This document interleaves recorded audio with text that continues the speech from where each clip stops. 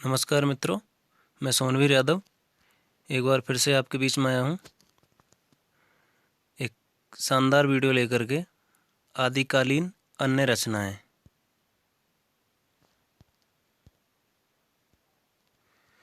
हम बात कर रहे थे आदिकालीन अन्य रचनाओं की। तो हम पढ़ चुके थे रावरवेल के बारे में, पढ़ चुके थे संदेश रासक के बारे में हम पढ़ चुके थे। तो अभी हम अध्ययन करेंगे वसंत विलास का। आदिकालीन अन्य रचनाओं में हम वसंत विलास का आज इसके बारे में चर्चा करेंगे। तो आप वीडियो को अंत तक ज़रूर देखना। मैंने बहुत ही मेहनत करके इसको बनाया है और ये second grade, first grade, DSSB, KVS, NVS, college, व्याख्याता, PhD सभी एग्ज़ाम के लिए उपयोगी है। तो इस वीडियो को अंत तक ज़रूर देखें। बहुत ही महत्वपूर्ण रचना है और इसमें से सीधा प्रश्न बनता है कि कौन सा एक कथन इसके बारे में सत्य नहीं है, वसंत विलास के बारे में।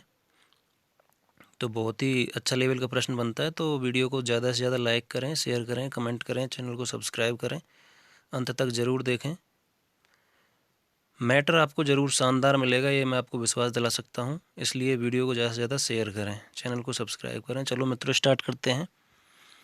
वसंत विलास अज्ञात है, इसके रचनाकार अभी तक कोई पता नहीं है। पहला पॉइंट है, वसंत विलास रचना के रचनाकार अज्ञात हैं, कोई रचनाकार इसका नहीं मिलता है।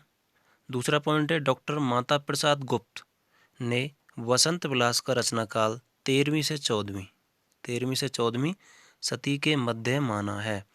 तो 13वीं-14वीं सदी के मध्य माना है। तो अगर हम इसकी बात करें तो हम इसका जो रचना काल है वो 13वीं सदी हम मान सकते हैं। इन दोनों के मध्य इसको माना जाता है।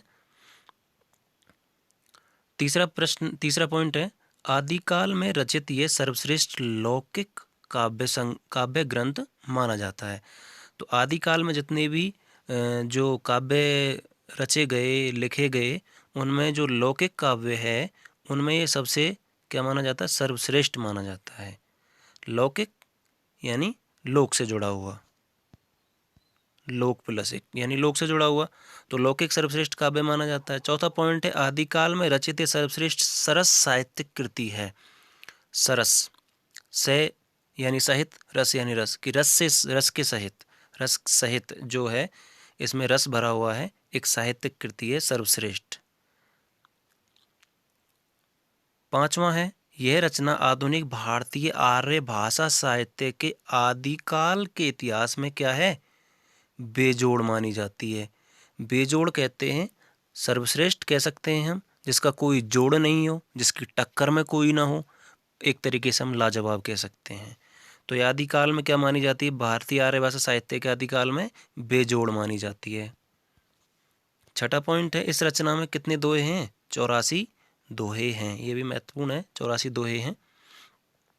सातवां पॉइंट है, इस रचना में 84 दोहों में क्या किया गया है? वसंत ऋतु है, जो वसंत ऋतु और स्त्रियों पर उसके विलासपूर्ण प्रभाव का मनोहारी वर्णन, मनोहारी मतलब मन को हरने वाला, मन को अच्छा लगने वाला, उसका वर्णन किया गया है कि जो वसंत ऋतु है उसका प्रभाव स्त्रियों पर कितना खतरनाक पड़ता है, मतलब विलासपूर्ण जो प्रभाव पड़ता है,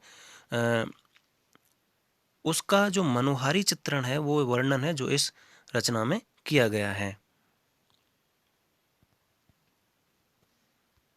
आठवां पॉइंट है, इस रचना में प्रकृति नारी दोनों का, यानी इस रचना में प्रकृति और नारी दोनों का मद उन्मत्त कहते हैं नशे में मस्त, मदमस्त होना। एक जो मद होता है उसका अर्थ तो एक तरीके से हम दम्भी, अभिमानी, घमंडी, मदांध कह सकते हैं, लेकिन वो यहाँ पर नहीं है। तो यहाँ पर क्या है? मद उन्मत्त, मतलब एक तरीके से नशे में मदमस्त उस रूप का। और वो नशे में मदमस्त कौन सा है? वो विलासपूर्ण वाला जो मद उन्मत्त रूप है, उसका श्रृंगार रस की तीव्र धारा प्रवाहित करता है। तो वो उन्मत्त किस में है? श्रृंगार रस में। तो उसकी तीव्र धारा यहाँ पर प्रवाहित की गई है कि प्रकृति और नारी है जो दोनों कैसे नशे में मदमस्त हो जाते हैं श्रृंगार रस के, उसकी धारा यहाँ पर प्रवाहित होती है। नवा पॉइंट है, डॉक्टर राम गोपाल शर्मा दिनेश उपनाम से लिखते थे। दिनेश के शब्दों में स्त्री, पुरुष, प्रकृति तीनों में अजस्त्र, अजस्त्र कहते हैं बराबर चलने वाला या लगातार या जिसका क्रम ना टूटे। तो तीनों में अजस्त्र बहती हुई मतलब बराबर चली आ रही है। ये बहती मद उन्मादता का इस काव्य में जैसा वर्णन मिलता है वैसा रीतिकालीन हिंदी कवि भी नहीं कर सके, क्योंकि इसमें श्रृंगार रस का वर्णन हुआ है, वो भी संयोग श्रृंगार का वर्णन हुआ है इसमें। तो रीतिकाल जो था भक्तिकाल के कुछ कवियों ने, और उसके बाद रीतिकाल जो हैं जो किया है उन्होंने श्रृंगार रस का वर्णन किया है। रीतिकाल में ज़्यादा हुआ है श्रृंगार रस का वर्णन। तो रीतिकालीन कभी भी श्रृंगार रस का ऐसा वर्णन नहीं कर सके कि जैसी उन्मत्तता इसमें देखने को मिलती है इस काव्य में, वैसा वर्णन रीतिकाल के कभी भी नहीं कर सके।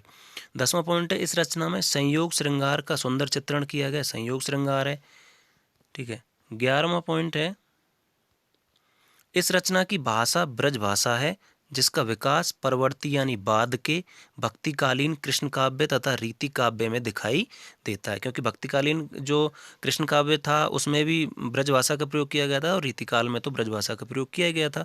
तो ब्रजभाषा है जिसका विकास इन दोनों में भी दिखता है। 12वां पॉइंट है, इस रचना में वसंत ऋतु का मानवीय जीवन पर पड़े मादक प्रभाव का चित्रण मिलता है। मानवीय जीवन पर क्या प्रभाव पड़ता है वसंत ऋतु का? मादक प्रभाव। मादक कहते हैं एक तरीके से नशीला, नशा उत्पन्न करने वाला, उसके वशीभूत हो जाना। जैसे जो नशा होता है व्यक्ति उसके वशीभूत हो जाता है, उसके अकॉर्डिंग सब कुछ करने लगता है। तो मनुष्य भी जो मानवीय जीवन है वो भी वसंत ऋतु का जो प्रभाव है उस पर ऐसा पड़ गया है कि वो बिल्कुल मादक हो गया है। तो इसका चित्रण इसमें किया गया है। पूरी तरीके से मानवीय जीवन वसंत ऋतु के वशीभूत हो गया है, अधीन हो गया है एक तरीके से।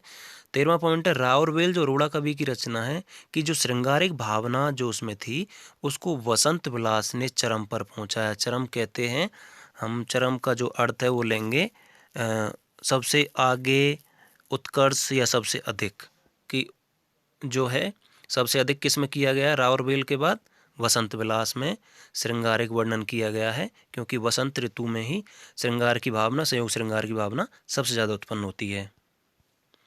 यह रचना पद्य में रचित है। 15वां पॉइंट है, सबसे महत्वपूर्ण प्रश्न पॉइंट है जो कि सर्वप्रथम केशव राय हर्षद राय ध्रुव ने 1952 ईस्वी में हाजी मोहम्मद स्मारक से इसका संपादन करवाया था। हाजी मोहम्मद स्मारक से। तो सर्वप्रथम केशव राय हर्षद राय ध्रुव ने 1952 ईस्वी में इसका हाजी मोहम्मद स्मारक से इसका संपादन करवाया। अब इसको मैं आपको ट्रिक के साथ थोड़ा याद करा देता हूँ 2 मिनट में कुछ पॉइंट। देखो वसंत है, इसमें वसंत ऋतु में देखो क्या क्या होता है। वसंत विलास रचनाकार, ठीक है। माता प्रसाद गुप्त ने वसंत का जो काल है वो क्या माना है? 13वीं 14वीं माना है। सर्वश्रेष्ठ लौकिक काव्य है। तो वसंत ऋतु का जो प्रभाव है वो किस पर पड़ता है? लोक पर ही पड़ता है। तो लौकिक है। रस भी उसमें सारे लोग लेते हैं वसंत ऋतु में, तो सरस भी है, ठीक है। 84 दोहे हैं इसमें, 84। वसंत ऋतु में स्त्रियां पर तो प्रभाव पड़ता ही है, तो मनोहारी चित्रण है।